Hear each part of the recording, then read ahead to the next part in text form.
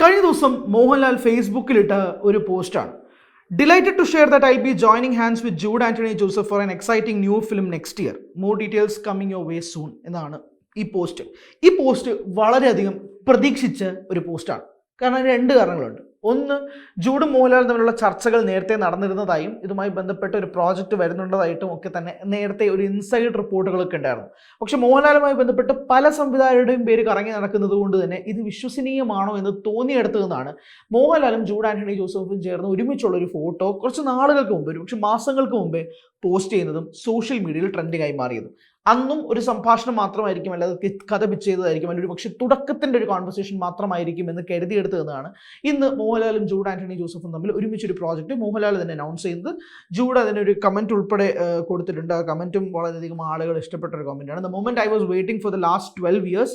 Thank you ലാലേട്ട, thank you Antony ചേട്ടാ, really looking forward to it എന്ന് പറയുന്നത്. കാരണം 2014 ഓം ശാന്തി ഓശാന വരുമ്പോൾ ജൂഡ് ഏകദേശം മലയാള സിനിമ ഇൻഡസ്ട്രിയിൽ വന്നിട്ട് 12 വർഷമായി. ആ ഒരു 12 വർഷത്തെ കാൽക്കുലേഷനാണ് ഇത്. രണ്ട്, തുടക്കത്തിൻ്റെ ഒരു സക്സസ് ഇതിന് വളരെ പ്രധാനപ്പെട്ട ഒരു കാരണം കൂടിയാണ്. കാരണം ജൂഡ് ആന്റണി ജോസഫിനെ മോഹൻലാൽ സമീപിക്കുന്നത് വിസ്മയ മോഹൻലാലിൻ്റെ ആദ്യത്തെ ചിത്രം കൊണ്ടുവരിക, ഒരു പക്ഷേ ലോഞ്ച് ചെയ്യാൻ പറ്റുന്ന ഒരു പ്രോജക്റ്റ് കൊണ്ടുവരിക, അതിൽ ആശിഷ് ജോ ആന്റണി, അതായത് ആശീർവാദ് സിനിമാസിൻ്റെ മുതലാളിയായ ആന്റണി പെരുമ്പാവൂരിൻ്റെ മകൻ, ഇവർ രണ്ടുപേരെ ഉൾക്കൊള്ളിച്ചുകൊണ്ട് ഒരു പ്രോജക്റ്റ് വരുമ്പോൾ അത് ആളുകൾക്ക് പ്ലീസിങ് ആവുന്ന രീതിയിൽ ഒന്ന് അങ്ങോട്ടും ഇങ്ങോട്ടും പാളിപ്പോയി കഴിഞ്ഞാൽ മോഹൻലാലിൻ്റെ മകളുടെ ലോഞ്ചിങ്ങിനെ തന്നെ അത് ബാധിക്കുന്ന രീതിയിലേക്ക് മാറാം. പക്ഷെ അത് സേഫായിട്ട് ലാൻഡ് ചെയ്യുക എന്നത് സംബന്ധിച്ചിടത്തോളം ഒരു സംവിധായകന് ഏറ്റവും വലിയ ഹേർഡിലാണ്, ചാലഞ്ചാണ്. അതിപ്പോൾ എന്തൊക്കെ പറഞ്ഞാലും ശരി. അപ്പോൾ അത് കൃത്യമായി അത് ലാൻഡ് ചെയ്യിക്കുക എന്നുള്ളത് ജൂഡിന് വളരെ പ്രധാനപ്പെട്ടതാണ്. ആ ലാൻഡിങ് കൃത്യമായിട്ട് നടത്തിയതിൻ്റെ വിശ്വാസവും ട്രസ്റ്റ്, അത് രണ്ടും നേടിയെടുത്തതിൻ്റെ പശ്ചാത്തലത്തിലാണ് ഒരു പക്ഷേ തുടക്കം റിലീസായിട്ട് ഒരു 10-12 ദിവസം അല്ലെങ്കിൽ 10 ദിവസത്തിനുള്ളിൽ തന്നെ ഈ ഒരു പ്രോജക്റ്റ് അനൗൺസ്മെൻറ്റ് വരുന്നത്. അത് ജൂഡിനെ ഏൽപ്പിക്കാനുള്ളൊരു കാരണത്തെയും കുറിച്ചും കൂടി ചോദ്യങ്ങൾ വരുന്നുണ്ട്. പിന്നെ ഈ സിനിമ രൂപപ്പെടുന്ന സമയത്ത് തന്നെ, അതായത് തുടക്കം വരുന്ന സമയത്ത് തന്നെ ഇതിനകത്തൊരു വേഷമുണ്ടോ എന്ന് മോഹൻലാൽ ജൂഡ് ആന്റണി ജോസഫിനോട് ചോദിക്കുമ്പോൾ തന്നെ 2018 സാറാസും ഓം ശാന്തി ഓശാനയും ഒരു മുത്തശ്ശി കഥയും ഒക്കെ എടുത്തൊരു സംവിധായകന് മേലുള്ള വിശ്വാസം വിസ്മയ മോഹൻലാലിലേക്ക് വരുമ്പോഴും അത് കൺവേർട്ടായി പെടുന്നുണ്ട് എന്നുള്ളതും വളരെ പ്രധാനപ്പെട്ട ഒരു കാര്യമാണ്. ഓഗസ്റ്റ് 7 തീയതിയാണ് തുടക്കം റിലീസിനെത്തുന്നത്. തുടക്കം റിലീസിനെത്തിയിട്ട് ആദ്യം തന്നെ ഫാമിലി ഓഡിയൻസിൻ്റെ ഭാഗത്തു നിന്നും പോസിറ്റീവ് റെസ്പോൺസ് കിട്ടുമ്പോൾ തന്നെ സ്വാഭാവികമായിട്ടും ഈ സിനിമയ്ക്ക് ഒരു പ്രോഫിറ്റബിൾ കൗണ്ടിലേക്ക് പോകും എന്നുള്ളൊരു ട്രസ്റ്റ് ബിൽഡ് ചെയ്തെടുക്കാൻ കഴിഞ്ഞു. മാത്രമല്ല, ഇൻഡസ്ട്രിയെ തന്നെ റീഡിഫൈൻ ചെയ്ത 2018 എന്ന് പറയുന്ന സിനിമയുടെ സംവിധായകന് ഇതൊരു വേറൊരു രീതിയിൽ ചാലഞ്ച് ആവുന്നത് എന്തെന്ന് വെച്ചാൽ, വിസ്മയ മോഹൻലാൽ ഇതിനു മുമ്പ് അഭിനയിച്ചിട്ടില്ല, മലയാളം വഴങ്ങിയില്ല, അങ്ങനെ പല രീതിയിലുമുള്ള ഹേർഡിൽസ് താണ്ടിക്കൊണ്ട് വേണം ഈ പ്രോജക്റ്റും ഈ കഥാപാത്രവും ആളുകളുടെ ഉള്ളിലേക്ക് പ്ലീസ് ചെയ്യാൻ.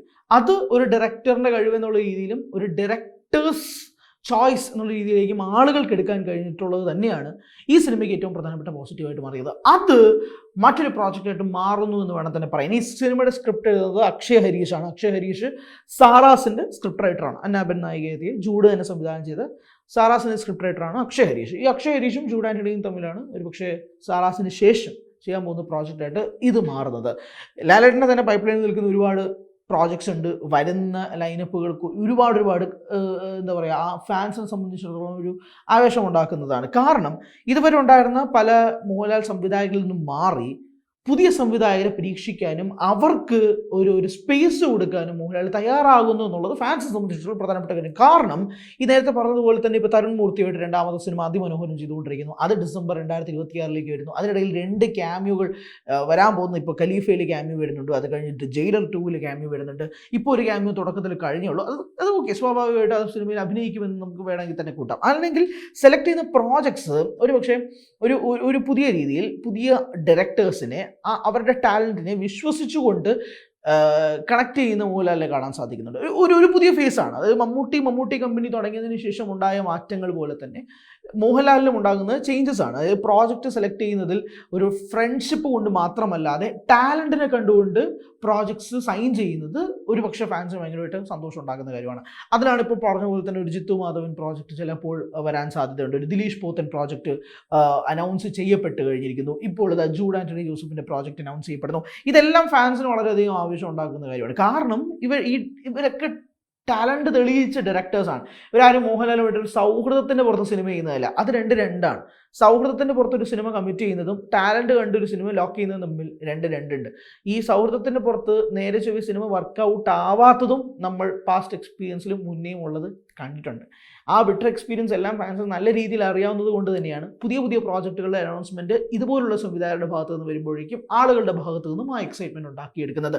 ഒരുപക്ഷെ തുടക്കം എന്ന സിനിമയുടെ ഇൻ്റർവ്യൂ സമയത്ത് മോഹൻലാൽ പറഞ്ഞൊരു വാചകമുണ്ട്, പണ്ടൊക്കെ ഞാൻ ബാക്കിയുള്ളവർ പറയുന്നത് കേട്ട് ജീവിക്കുമായിരുന്നു, ഇപ്പോൾ അങ്ങനെയല്ല, ഞാൻ എൻ്റേതായ തീരുമാനങ്ങൾക്കനുസരിച്ച് ജീവിക്കാൻ തീരുമാനിച്ചു എന്ന് പറയുന്നിടത്ത് ഒരു സ്റ്റേറ്റ്മെൻ്റ് ഉണ്ട്. ആ സ്റ്റേറ്റ്മെൻറ്റ് തൻ്റെ കരിയറിൽ ഉൾപ്പെടെ മാറ്റങ്ങൾ സൃഷ്ടിച്ചെടുക്കാൻ കഴിയുമെന്നുള്ള വിശ്വാസത്തിൻ്റെ പുറത്താണ് ആ ഒരു സ്റ്റേറ്റ്മെൻറ്റ് കൂടി പുറത്ത് പറയുന്നത്. അത് കൃത്യമായി കൺവേർട്ട് ആക്കപ്പെടും എന്നുള്ളതാണ്. റിസൾട്ട് രണ്ടാമത് ഇപ്പോൾ ലിജോ ജോസ് പെല്ലിശ്ശേരിയുമായിട്ട് ചെയ്യുന്ന സിനിമയ്ക്ക്, മലവിക്കോട്ടെ വാലിബൻ പോലൊരു സിനിമയ്ക്ക് ഇതേ രീതിയിലുള്ള എക്സ്പെക്റ്റേഷൻസ് ഉണ്ടായിരുന്നു. പക്ഷേ ആ ഒരു എക്സ്പെരിമെൻറ്റിന് റെഡിയാവാൻ തയ്യാറായി എന്നുള്ളതാണ്.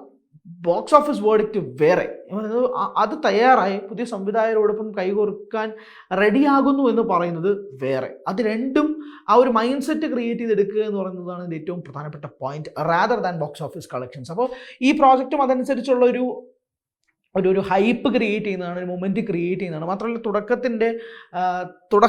തുടക്കം സിനിമയുടെ തുടക്കത്തിലൊരു ടൈറ്റിൽ കാർഡിൽ ജൂഡ് പറയുന്നത് പോലെ തന്നെ തൻ്റെ ഗുരുവിന് വേണ്ടിയിട്ടുള്ള ഒരു ഗുരുദക്ഷിണ, അല്ലെങ്കിൽ അങ്ങനെയാണ് തുടക്കം എന്ന സിനിമ എന്നുള്ളതാണ്. അപ്പോൾ അതിൻ്റെ ഒരു എക്സ്റ്റെൻഡഡ് വേർഷൻ, ഇത് മോഹൻലാൽ അതിലൊരു മാസ്റ്റർ എന്ന ക്യാമിയോ ആയിട്ട് കൊണ്ടുവന്ന് 2 സീൻസിൽ പ്ലേസ് ചെയ്തു.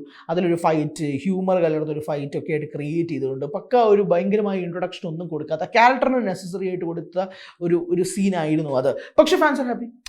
അതായത് അങ്ങനെ ഒരു എലിവേഷൻ മൂഡിലേക്ക് മാത്രം ക്രിയേറ്റ് ചെയ്യണമെന്നില്ല, കഥയ്ക്ക് അനുസരിച്ചുള്ള രീതിയിൽ നിങ്ങളുടെ സ്റ്റാറിനെ പ്ലേസ് ചെയ്ത് കഴിഞ്ഞാൽ ആളുകൾ ഹാപ്പിയാണ്. അത് മോഹൻലാലിന് കിട്ടുന്ന റിസപ്ഷൻ ഫോർ തുടക്കം അത് ഗംഭീരമാണ്. അങ്ങനെ അത് ഈ ഡയറക്ടറിന് മേലുള്ള ട്രസ്റ്റിൻ്റെ പുറത്താണ്. അങ്ങനെയുള്ള ചേഞ്ചസ് വരുന്നത് അത് ഇൻഡസ്ട്രിയെ തന്നെ ബെനിഫിറ്റ് ആവുന്ന രീതിയിലേക്ക് മാറും, അത് പ്രൊഡ്യൂസേഴ്സിന് ബെനിഫിറ്റ് ആവുന്ന രീതിയിലേക്ക് മാറും, അത് സ്വാഭാവികമായിട്ട് അൾട്ടിമേറ്റ്ലി കാണുന്ന പ്രേക്ഷകനും ബെനിഫിറ്റ് ചെയ്യുന്ന രീതിയിലേക്ക് മാറും. അങ്ങനെയാണ് കഴിഞ്ഞ ദിവസം അനൗൺസ് ചെയ്ത ഈ പ്രോജക്റ്റ് ഏറ്റവും കൂടുതൽ സോഷ്യൽ മീഡിയയിൽ സ്വാഭാവികമായിട്ട് ചർച്ച ചെയ്യാവുന്നതും അതനുസരിച്ച് ഡയറക്ടർ ഒരു ആക്ടർ കോമ്പിനേഷനേക്കാൾ ഉപരി എന്ത് ജോണറിലായിരിക്കും തുടങ്ങിയ കാര്യങ്ങൾക്കൊക്കെ ഉള്ളൊരു ചർച്ചകളും സ്വാഭാവികമായിട്ടും വഴിതെളിയിക്കുന്നത്. കൂടുതൽ വാർത്തകൾക്ക് news 18 Keralam YouTube channel subscribe ചെയ്യുക.